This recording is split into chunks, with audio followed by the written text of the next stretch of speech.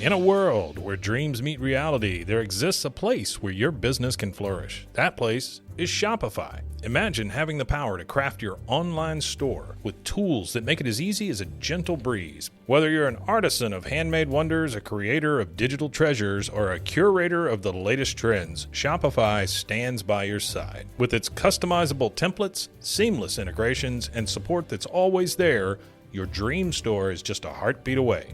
Join millions of visionaries around the globe and let Shopify guide you on your journey. Visit roguemedianetwork.com/Shopify. That's roguemedianetwork.com/SHOPIFY. And embark on your free trial. Shopify, where your commerce dreams come to life.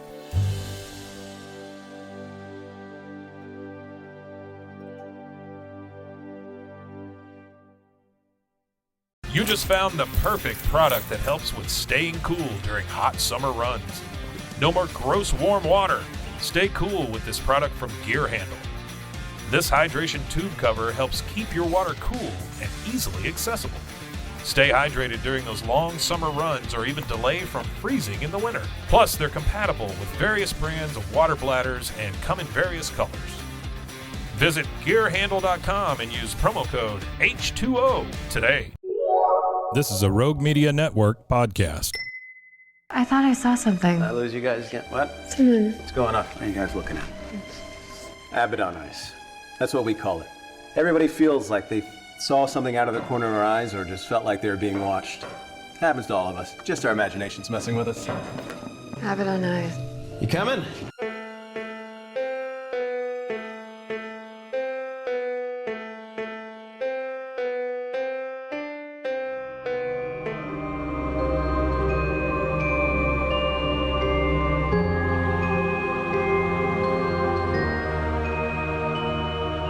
Give us an idea. What have you done before this? What are you continuing to do? It looks like maybe you like comedy from looking at your website. Yeah. So kind of give us a primer on stuff you've done and stuff you're going to do. Yeah, for sure. So I am Bridget. Nice to meet you. Nice to meet you. I'm very trained in the theatrical world. I've been going to a performing arts school since middle school and through high school, all theater major throughout, and then studying musical theater in college. Yeah. So very much background in that sort of realm. And I started getting more into the TV film world when I took a class in college, kind of introducing me to that technique. And I always thought to myself, I'm like, I love theater, but my favorite kind of acting is that more naturalistic, down to earth, very subtle type of moments. And I was like, how did it take me so long to realize this might be the platform for me? Sure. So when I moved to the city, I moved here in January of 2021. I put myself out there in the audition world for theater, of course, but also started dabbling in maybe, hey, check out some student films, check out some short films.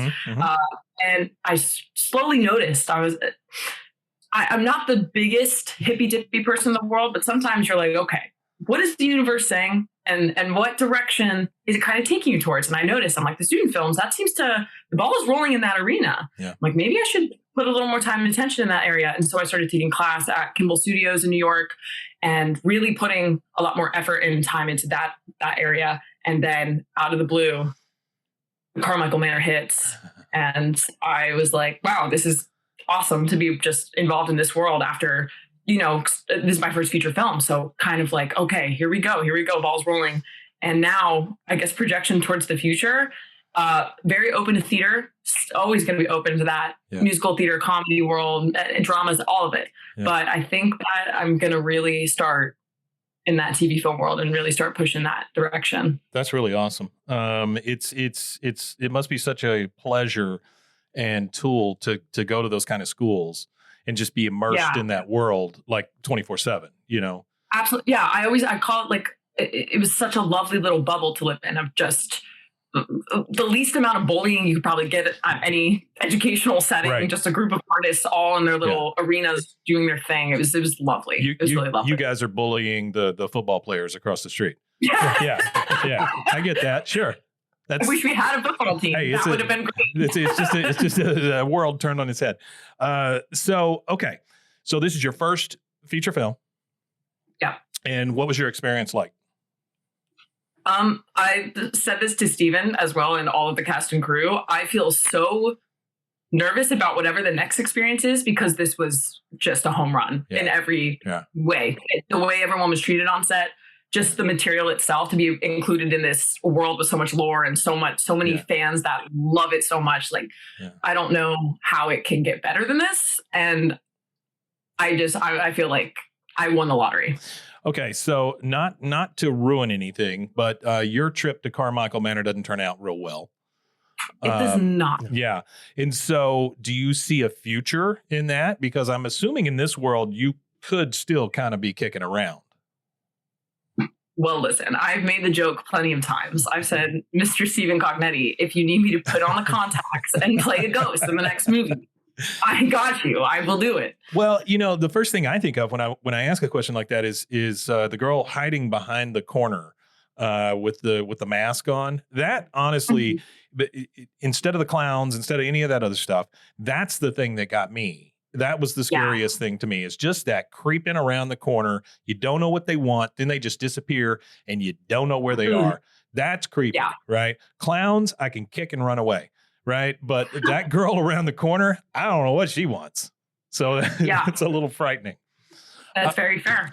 Okay. So, Margot, tell me about Margot. Like, where's she from? What is she like other than creeping people out and going places she shouldn't, and staying way too long, by the way.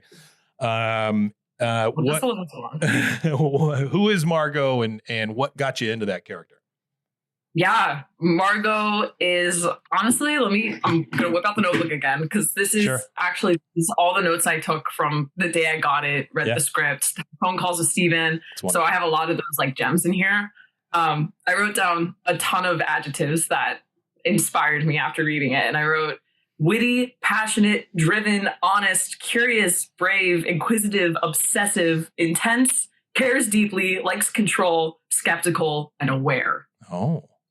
Those are all the words. I think you might be able to cross out that last word, aware. I don't think she was super aware of what was going on. Yeah. It goes with the control thing. She's like, I know exactly what's going on. Yeah. But she never did. Hindsight 2020 and all that. But the awareness just that kind of went out the window after the first day. I agree with that. Bridget agrees. Bridget agrees. I love these third-person interviews. Tell me about Margot and her brother. Like, what is that relationship as far as you can tell, or the way that you played it, or the way you prepared for it? Yeah, we played it. We had a lot of questions of, was Margot going to be the older sibling? Was she going to be the younger sibling? Yeah. There were a couple rewrites too with how Chase went missing and how that timeline all worked out. I believe we ended up going with, I was the younger sibling, but I act as though I am the older sibling. Yeah. That's kind of the way we went with it. And I like to think of Chase is that little soft spot for Margot of she cares so deeply, even though they might not be in communication every day. And I have to let go. I'm like the second mom to him almost. Yeah. When I do hear from him, it's like fireworks, but his lifestyle and the way he approaches things is very different, very off the grid. And Margot's complete opposite of I always have a camera, always like updating my followers, updating my so it's just when I do get him to come and get him on board, it's like a miracle in a sense, especially with him going missing and then and all those like little episodes and his issues. It's like oh, thank God he's here. You guys didn't play it up a lot, but you could certainly tell from the way that you interacted and just a few things that you dropped in there that you kind of helped raise him, even though he were the older sibling, Exactly. You always seemed to be kind of his voice of reason. And then when he had too much of you, he would just go away. Right. That's exactly what we were going. Yeah. Okay. So you brought up the carnival / fair incident. Right. Yeah. So I think Casey had a couple of questions about that, the way that played out and what you think it might have been or what you think maybe it could be in the future. Yeah, we were really interested in that aspect of how you had been touched by this evil long before you had ever gotten involved with Carmichael Manor. And it seemed to almost have driven Margot's entire life in the fact that she got into all this investigative reporting and searching out these answers, and how you were one of the few people that had contact outside of Hell House, that had something extremely bad happen to your character.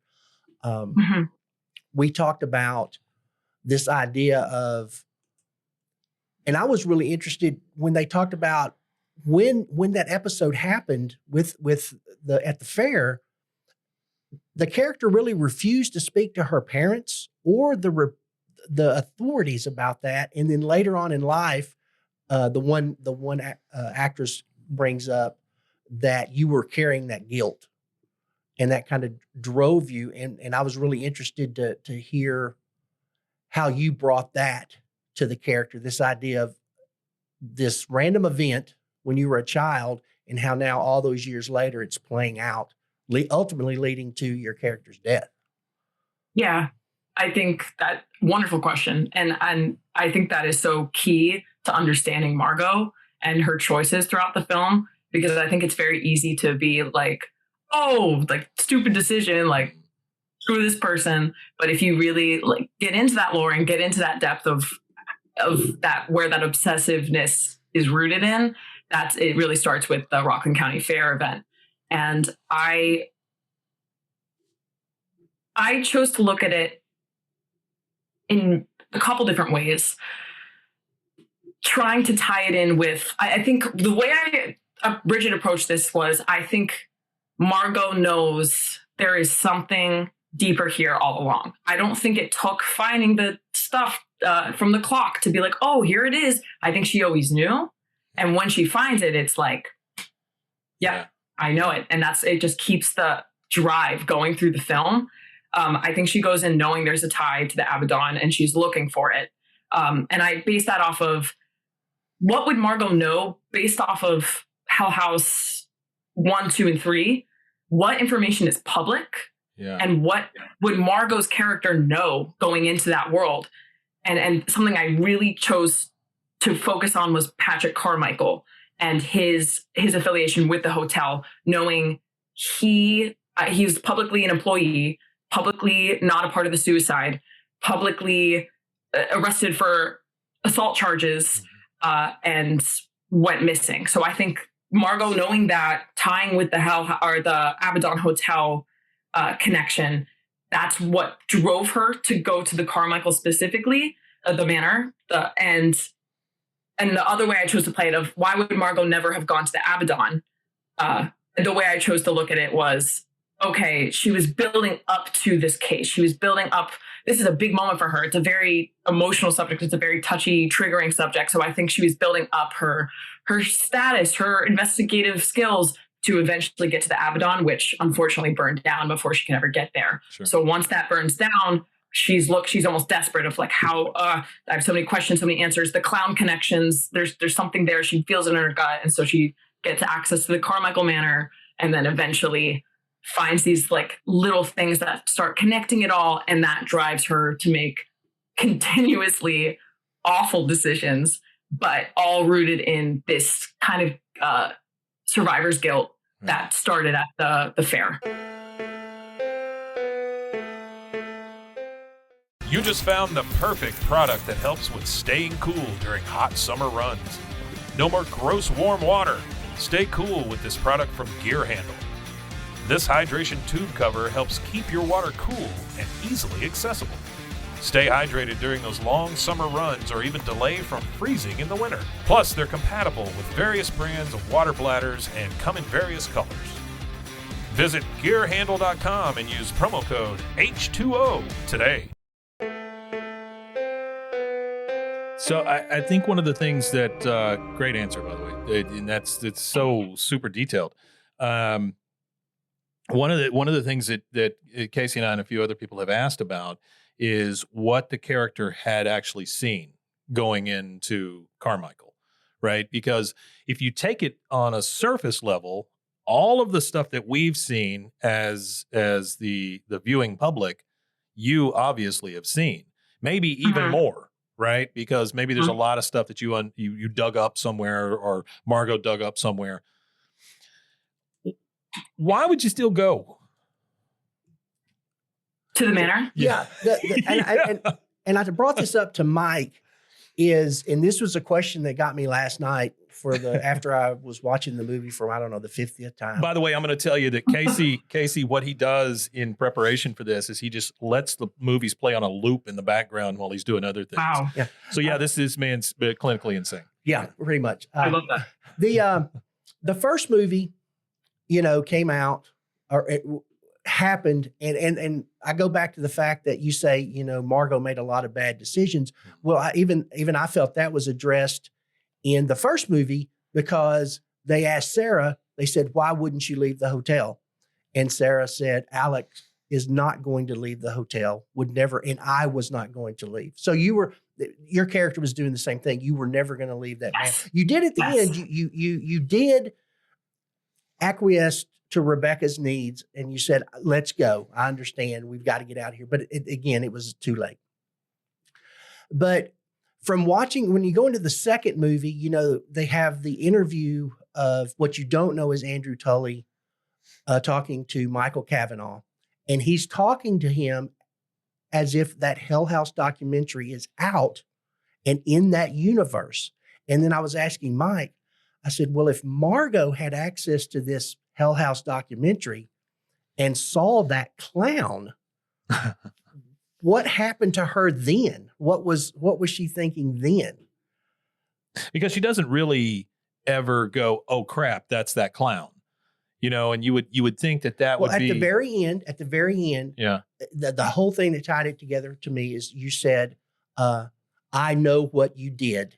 Yeah. Yes. Yeah. And that's what it was like, that she understood this is it. I can't escape this. I have chills right now, by the way. Yeah. We've watched them a couple of times. Yeah. Yeah. I think you just said it so eloquently. I think that describes Margot in a nutshell too, in a character of any normal person would see that clown and just be like, oh, like absolutely. Yeah. Nope.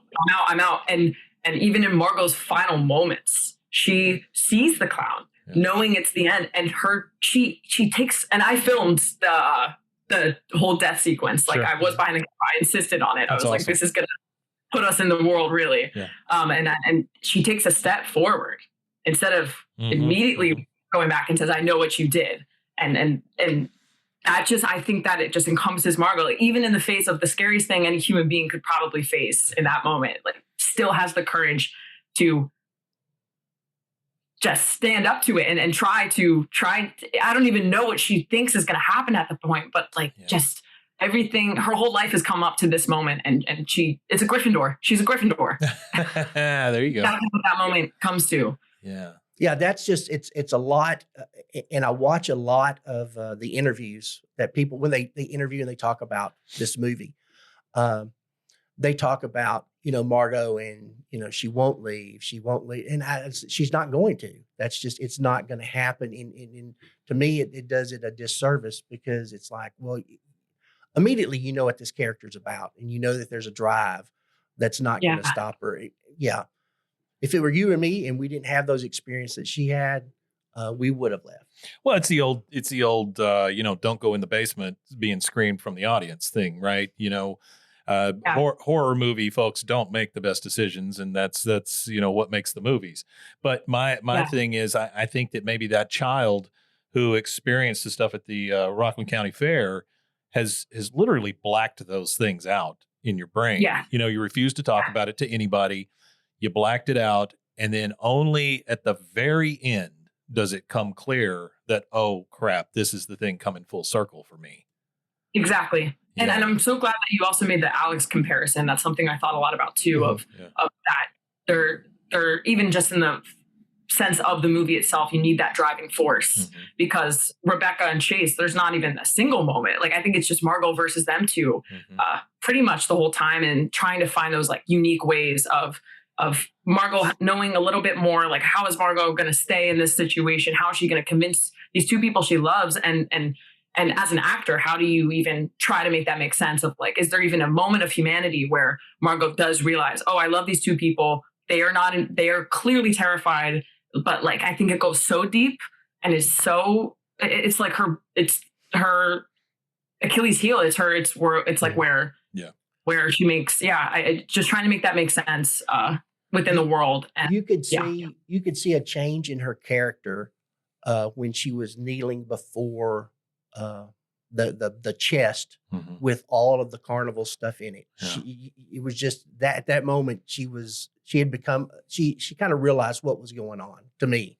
Yeah, I love that. And I agree. It's when she opened, and it's so funny. Donald, the caretaker of the manor, says, oh, I don't know what's in there. It's locked. First thing Margot does, unlocks that door, sees the clowns. It's game over. They're not leaving that man. Sure. This becomes a problem with the Margot characters is, she breaks into things and then she goes full kleptomaniac at the antique store and steals a bunch of stuff. That's right. I mean, yes. And this is not blowing smoke at you or anything, but your character, I know that you've gotten some flack online for your character of Margot, but and I think most people go like, oh, she's so annoying or whatever, but you're supposed to be.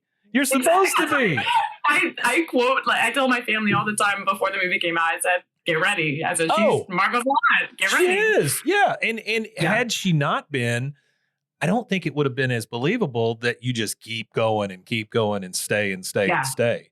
I mean, you just wouldn't give it up. I appreciate you saying this. Yeah, exactly. Like, it was, as the actor, I'm like, of course I wanted her to be more likable and chill and funny and, like, just be like, yeah, what's up, guys? Like, that's my dream. But for the whole movie, you're a tool in the whole. It's not about Margot. It's Margot in the grand scheme. And, like, how do you make this work as a whole? She had to be the engine. Yeah. Well, and you were that character in front of the camera for the videos, right? Exactly. For the internet, you were that person. But the rest of the time, you're just this obsessed person who won't give up. And that's going to make you a little annoying. I mean, it's just the way it is. You care about one thing. I totally agree with that. 100%. Well, you see even the characters that interact with you, Rebecca is like, please don't say I told you so again. Yeah. So I mean, it's true to the character. The way it was played was true to the character. Okay, so I'm going to ask you a couple other things, kind of on the background stuff of only a person that was there filming would know. Okay, So how long was the shoot? Number one, because we've heard 14, 15 days. As a whole, I think it was. Destiny and I, who plays Rebecca, we were there for, I want to say 10 or 11 days. Okay. That's crazy. That is number crazy, one. It's insane. It makes no sense to me. Yeah. Get ready to be on set a lot longer. At least you can look forward to that, That's the one thing I wish. I'm like, I wish it was longer. So that's the dream. So we were talking to Steven and he was like, I went and I loaded up the clock and I brought it in my car out to the manor and stuff. And I said, Steven, I think once the guy who made Fall of the House of Usher said your movie was good, you probably won't have to get props from one place and drive them across state to another place. I think your life's about to get a little better. The way I've been viewing this, again, it's just such a whirlwind. Yeah. I've learned so much through this experience, especially when everything dropped on the 30th of October. Yeah. But that was a moment. I was walking the street. I live in New York City, so I was just walking down the street, and then I got a text that was like, look at this. And it was Mike Flanagan. Yeah, it's nuts. Saying, I loved it. Like, great movie. And I was like, this is like, what do we do now? And I will tell you, as somebody who has watched the first one a couple of times and the second one, third one a couple of times, I thought the fourth one, it is my favorite because it branches out. It create, Steven's been creating this world, but it's kind of all been in one place, and that's not a world, right? And so, like Star Wars, they have to leave the planet, and then they have to go to the other planet and all that to create the world. Well, Carmichael Manor is your next planet, right? And that's where this world begins to grow. And now we've got the fair, and now, you know, it's slowly but surely this world is developing. And so I for one hope it continues. I know that he's got some ideas for a fifth one, or maybe has the whole thing written. He's very cagey about that, by the way. But we're very much looking forward to any kind of content we get out of that. And so speaking of that, was there anything filmed that didn't make it? There were, I think, starts and ends of scenes that didn't make it scripted. Okay. Yeah, sure. I know that the Chase and I having that heart to heart, where at the end I'm like, I love you. Yeah. There was a whole little beginning intro got cut. A couple other things. I kind of want to reread the script soon just to jog my memory of that. But I'd say the biggest thing that was cut, or not cut technically, we did so much improv, the three of us. Like Stephen would hand us a camera if we weren't being used. He'd say, go off, do whatever your character would do, have fun.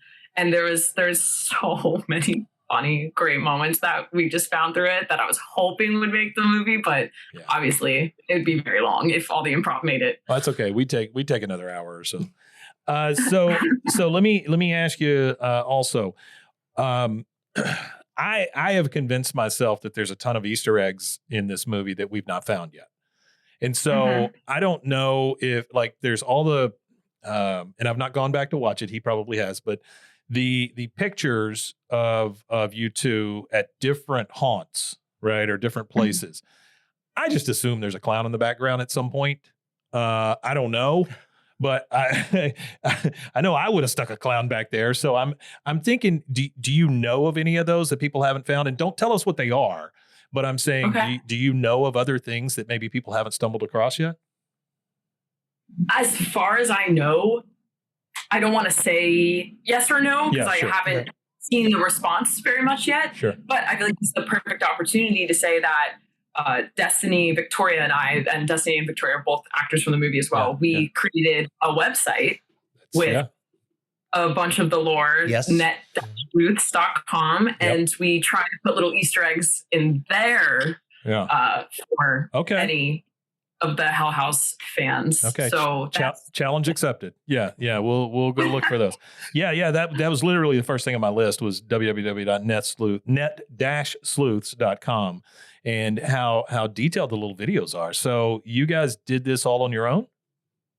Yeah, we had this idea because we're actually good friends now. So we hang out. We all live really close together in the city. And we sat down and we were like, we were talking about Blair Witch and how their marketing was incredible for their time and really launched the movie. And we were like, wait, it could be kind of fun. Make it a 2021 version of Blair Witch with that type of advertising and whatnot. And we were like, okay, well, we're really, I don't know. We just like, it's kind of a passion project too at the same time, just a little web series almost. So we talked to Steven, we got his blessing. And then we talked to Terror Films. They were on board as well. And then we made the content, created the website, and we did it. And you're selling beanies. And we're selling beanies. Taking pre-orders. Because we're taking pre-orders. Exactly. It's like, they're really cute. I have one somewhere over there. I wear it every day. I need a Net Sleuths t-shirt though.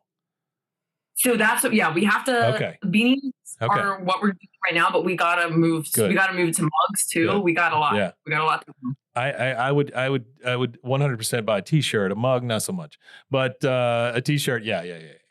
Teach their own. Yeah. I got you. Sure. You could have a t-shirt with the mug on it and I would buy that, but that's, okay. So we talked about how much was planned, basically ad-libbed, how much lore she knew kind of going into it. We talked about the Rockland County Fair.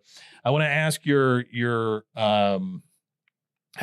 viewpoint on maybe one of the things that we really didn't get an answer to, and that is what happened to the father, Mr. Carmichael. What do you think? What do you think happened there? Without giving anything away that you maybe already know, the guy just disappears, right?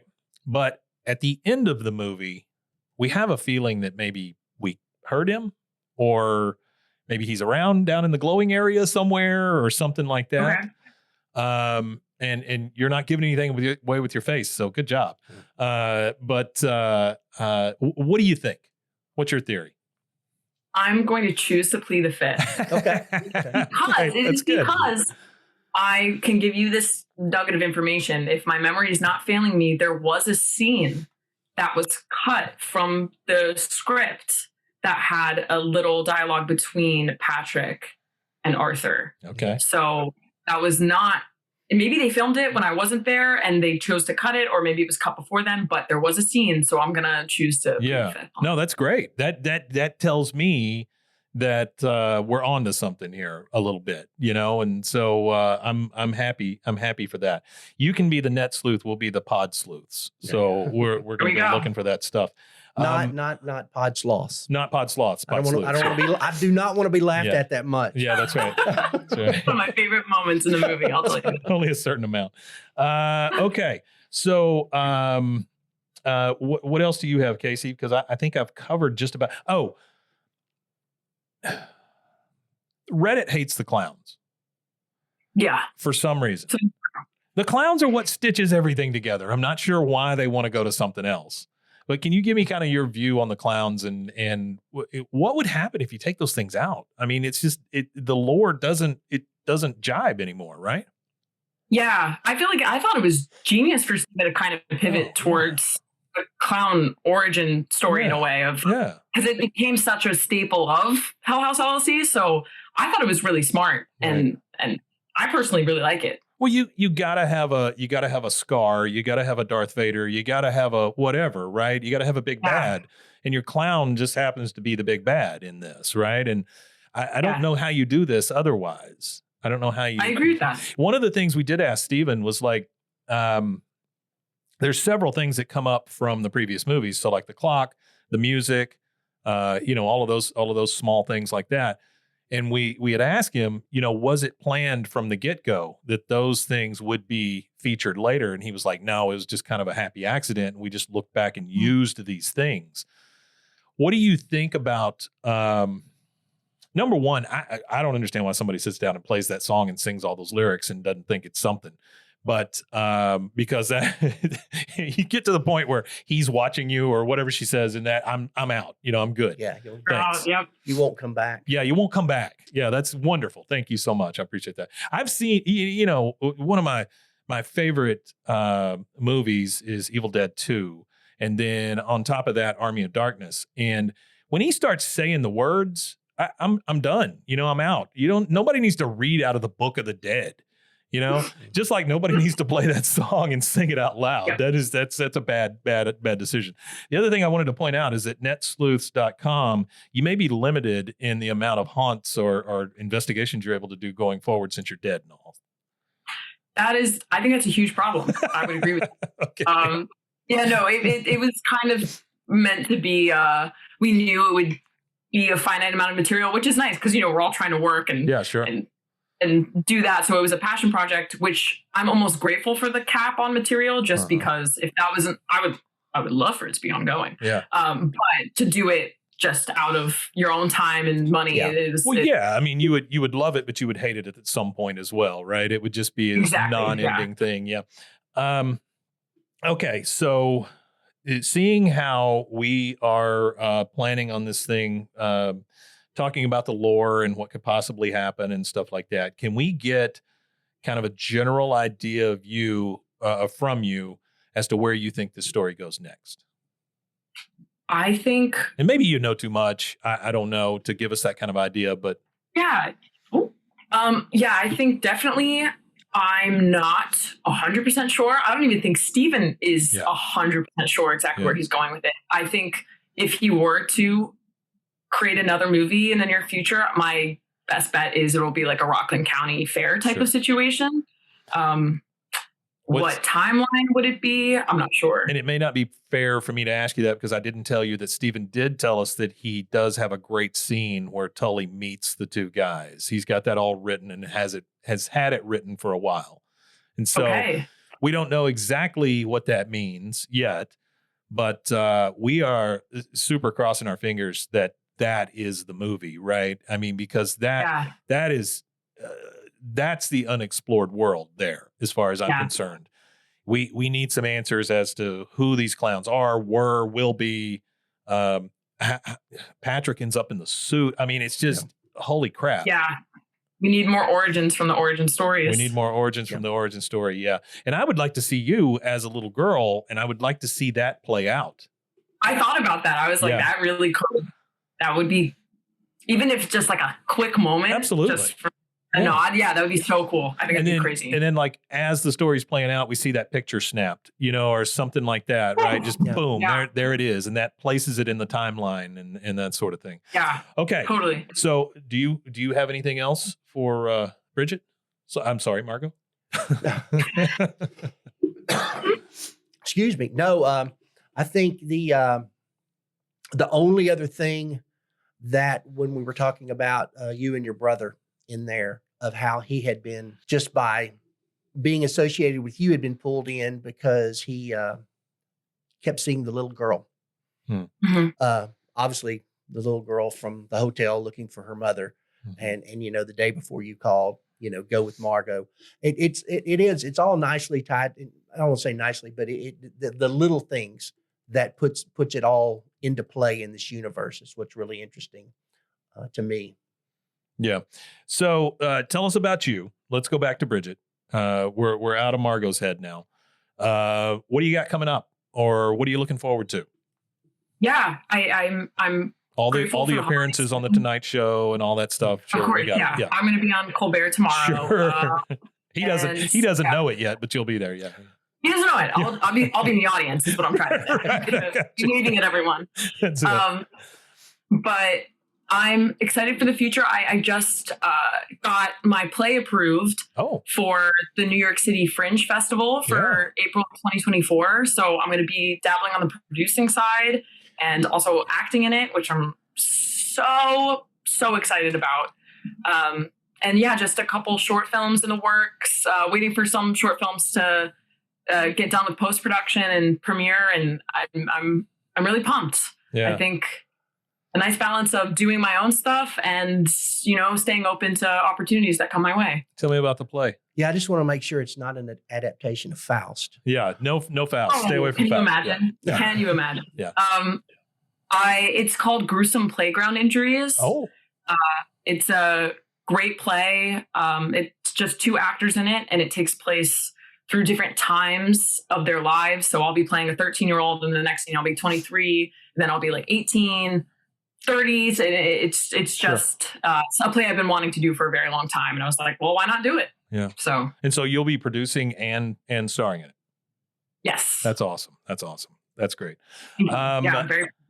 Well, I thank you so much for taking this call. Oh my gosh. We really, really appreciate it. And I would love once we get this thing back up and going to maybe give you a holler at some point and just kind of check in with you. I would talk about this anytime. Yeah. Especially I feel like I got to watch it all again. This is a lot of stuff that I very hardcore was ready for at the time of filming, but I think that there's even more stuff I'm ready to dig into. Well, I would love to send you a copy of this whenever we start putting everything together and putting it out. Right now, we're dealing with a possible title of Abaddon Eyes, is what it would be called. Yeah, because it was the second or third movie. The third movie that somebody is walking through. They kind of see something in their peripheral vision, and they say, "Oh, I think I saw something." You go, "Oh, no! That's Abaddon Eyes. You get it after you've been here a while."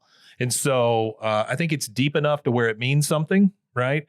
And then also it's kind of I don't know. Hopefully it pleases Reddit. That's all we care about. Well, I was very appreciative, Bridget, of you coming on and just being asked to be Margot. It's huge. Yeah, that's right. That's right.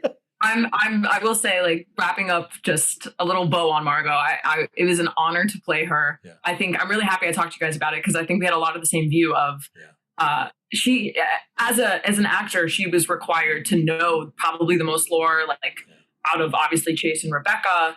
And it was really fun to, the challenge was, how do I communicate in a way that I do know what's going on? I'm aware of the lore a little bit, but I don't want to scare Rebecca off with that lore. I don't want to scare Chase off. And when Chase reveals more information about what he finds, how do I not get too excited? And even the little girl story, it's like that a normal person would be like, that's terrifying, we're leaving. But Margot hears that story and is like, yes. Yeah. Yes. I think Margot also was willing to let that relationship just die so that she could find out the information. I don't even think she knew that until it started. Yeah. There were a couple of times where you were like, oh yeah, she's just going to let her leave because this is so important to her at that point. And looking back on it, you think about the thing that happened as a child and how much that's impacted her and what is just flooding her at this point as these things start to unfold. Yeah, absolutely. All right. Well, Thanksgiving's coming up, and when the kids come over, I'll start rolling red balls down the floor and things like that just to freak them out. And I just want to thank you for coming on, and I want to thank you for playing Margot. And I thought you did a fantastic job, whether you're annoying or not. And so, I mean, you were exactly what the character should be. That means the world to me. So I really appreciate it. Well, good luck with everything, and I hope we can reach out in the future. Yes, please. I'm always down to talk about the Hell House LLC lore. Fantastic. I'm always ready. Thank you so much. All right. Well, we'll wrap it up. Have a good day. Thank you so much. All right. Bye-bye. Thank you. See ya. Bye. You can find Abaddon Eyes exploring the Hell House LLC universe anywhere you get your podcasts or at roguemedianetwork.com. I found the gateway, and it's glorious. Play us a song.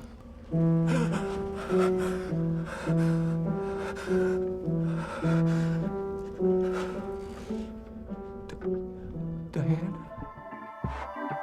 This has been a Rogue Media Network production.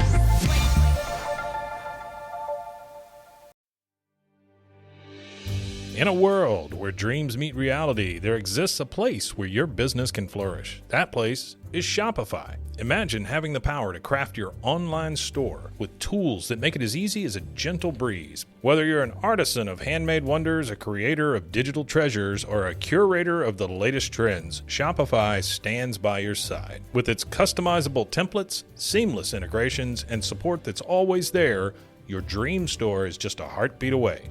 Join millions of visionaries around the globe and let Shopify guide you on your journey. Visit roguemedianetwork.com/Shopify. That's roguemedianetwork.com/SHOPIFY.